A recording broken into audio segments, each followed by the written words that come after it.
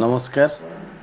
IgM कॉलेजर समस्त पुरातन वर्तमान अध्ययनरत छात्र छात्री तथा अनुष्ठान प्राण प्रतिष्ठाता स्वर्ग जगन्नाथ राउत प्रतिमूर्ति स्थापन निमंते गठित कमिटीर समस्त सदस्य और सदस्य मानक आईजीएम सिल्वर जुबली कमिटी तरफ अभिनंदन। केतक अनिवार्य कारणवशत निर्धारित सिल्वर जुबली और स्टैच्यू उन्मोचन कार्यक्रम ता 30/1/2022 को अनुष्ठित हो पारु नाही, तेणु दुखित।